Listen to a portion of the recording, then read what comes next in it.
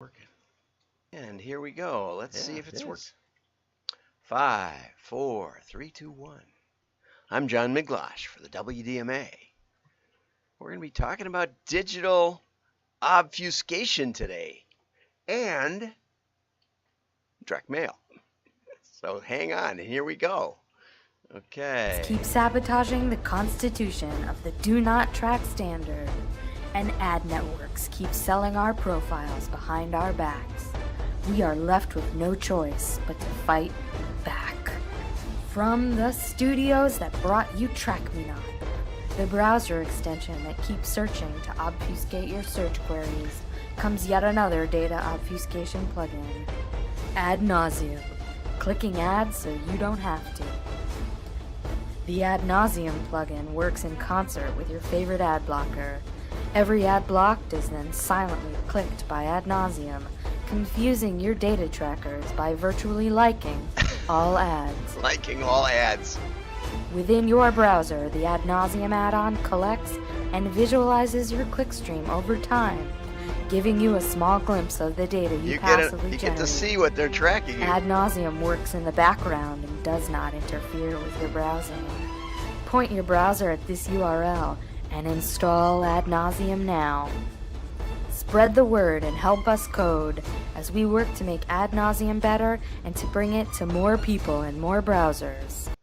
Okay, so one of my IT friends told me about that, about their new, how excited they were about uh, their new ad blocker that not only blocked ads, they said, oh, it just blocked 250 today, but it clicks them all. So you get click-throughs, and so the advertisers are paying for your clicks. What a wonderful world! And so let's look at one of the articles about it and see what we get on that one. Okay, so before we do, let's just talk about. I meant to do this yesterday. Texas governor signs a law allowing residents to reject targeted ads. Okay, from Wendy Davis, and it empowers Texas residents to wield more control over data. But wouldn't it be better just to mess it all up with it, mess with it, block the ads and click them at the same time, so you don't have to see them, and they think you're interested and have to pay. So anyway, and I'm not saying, I don't know. I installed it last night. We'll see. I don't know that it did anything so far today. I don't even know how to really tell. But I will figure it out before tomorrow's show or before sooner or later. I want to see what it's doing, and apparently you can lift up under the hood and see that. But so the regulatory industry is going to try and give you tools, but basically you're only the state attorney general can go after companies, and if he goes after too many, they won't fund his reelection campaign. So, and it's supposed to honor universal opt-out tools. I don't know where those are. I haven't got one. I haven't seen them. I don't know anything about it. But if I had one, I would know maybe. And it prevents sensitive data like precise geolocation. I wonder what the definition of precise is. Because you take your phone home every night. It knows where you live. It knows where you sleep. It knows where you work, right? And it doesn't have to be very precise. It still gives you an awful lot. It gives an awful lot of information. The New York Times had a brilliant article where they tracked people just with fairly publicly available data from the inauguration, from Trump's inauguration. They tracked where they worked and found out who worked at the Pentagon and which phone numbers did, and then they could get more information. They could buy a reverse directory lookup, and oh my goodness, you wouldn't believe it, and that was 2017, right? So I don't know that this will do anything, but Texas is now the 11th state with a comprehensive privacy law, the 6th state to enact such a law this year, and it's going to make it harder for digital. Did you notice, though, that it didn't mention mail? Now, maybe Wendy is just such a fan of mail that she decided to leave that out, but my guess is doesn't talk about mail at all, because that's the way most of the political fundraising is done and campaigning. So here's the ad nauseam extension, the Hacktivist app that annihilates ad budgets.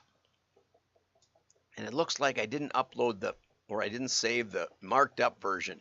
Okay, it's a tiny app that caused worldwide panic throughout the pay-per-click industry. Interesting. Worldwide panic. Okay, and in fact, I found an article. I can upload it in the show notes, that Google banned ad nauseam from the app Play Store for Google Chrome. But it was easy to install for me. I didn't do it on Chrome yet, but I may. I did it on Firefox, and I just went to ad nauseam, gotta spell it right, .com, and up came, click here to install it in Firefox, which I'm on right now. So, so this article in ClickGuard, or in, this is some tech, I don't know what the, I don't know what the, it looks like ClickGuard. But anyway, the authors wrote a manifesto called Obfuscation, a user's guide for privacy and protest in 2015. And then they wrote software that would do it, right? And they provide the perfect example from World War II, when fighter pilots flying over enemy territory would release chaff, pieces of black paper covered in tinfoil, cut to match the wavelength of radar systems used to detect them. Okay, right? And now we've got stealth bombers. They knew they couldn't hide. This is important. So they released the perfect storm of irrelevant distractions. This was a time-tested principle. In 2014, Nussbaum and Daniel Howe created the ad nauseam extension, and built on the same principle as their earlier Track Me Not. They were looking to combat the unnecessary invasion of privacy internet users are subjected to every day by search engines and advertising networks. Okay, so I did hear about Track Me Not way back then, a while ago, but so ad nauseam doesn't just let users evade advertisers, it lets them bite back. Apparently, Google has refunded up something like $2 billion. And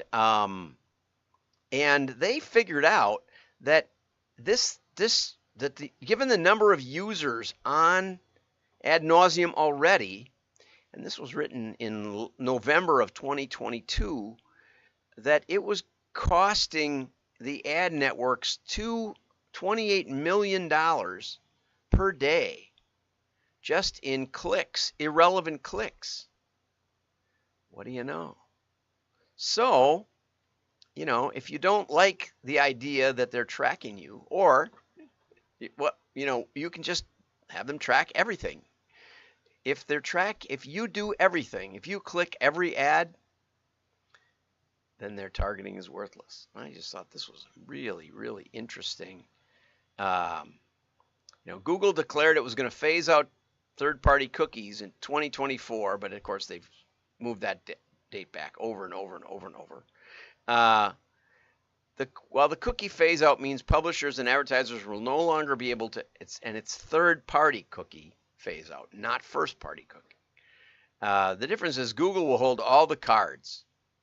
All the targeting of ads will be conducted using black box algorithms like Smart Shopping or Performance Max. Right. They'll collect all the data everywhere. It won't matter what. You won't have you won't have the little third-party people aggregating the data. It'll only be big data. Okay, so do you think this will provide better protection? No. So anyway, I just think that was really great. So now next, let's talk about direct mail, right? Programmatic direct mail. This is from the UK. Excellent article. And I have never seen Campaign magazine or Campaign website publisher. This is a new one for me, and thank you to Thank you to, oh no, that's a different one. Okay. Thank you to DuckDuckGo. Okay, so this company sells non-plastic packaging and reusable packaging. I reuse all the time. I just bought a bottle of water that I'm going to use for 5 years, probably refilling it at the tap to fill my coffee pot. But they were having trouble with cart abandonment, of course. Everybody does. 70% of baskets are abandoned, according to this article. And so they engaged a vendor named Paper Planes, which I haven't heard of before in the UK, but there are excellent ones I've mentioned here on the show. Brian Dillette at LS Direct was the first one that really got me up to speed on retargeting. But there's a number of other printers that support the WDMA who also can do retargeting, like Market Builder, and I think even Japs Olson can do it. It's not. I mean, it's pervasive now. You can get, talk to your printer about it. But programmatic has been game changing for them. They said that it doubled the conversion, and they did. What's great about this article is they actually did holdout testing, where they mailed some of the people that were eligible to be retargeted, and they didn't mail others. And the differential was something like 7.6 with the mail versus 3.7 for non-mailed. Now, what they don't tell you, and I wish they did, but they don't, is what the differential in cost is, right? Because doubling the response, if you're quadrupling the cost, doesn't necessarily pay off, right? Although it's always better to get orders than not to get orders, right? So sometimes that works out in the long term. But they say here in the article, cost per acquisition was much lower than with digital alternatives. Okay, so they were able to acquire customers more economically, and so it's about as well written as any of the case studies I ever see. A lot, with a holdout test. Why did it work? Well, direct mail is disruptive. We know it gets delivered. We know it gets to a decision maker, and we know they have to make a decision, even if it's to throw it out. It still has higher engagement than a click-through, especially if it's a bot that's running in the background. So you have to pay attention in the mail. People touch the mail. Your brain has 10 times more tactile sensors in it than it does sight. So it hits you more. It's more memorable.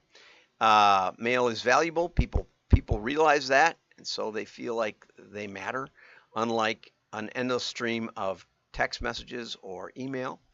And so, excellent article. Thank you for that. Going to keep it short today. Have a great day. Like and share. Your friends will know you're smart. Bye-bye.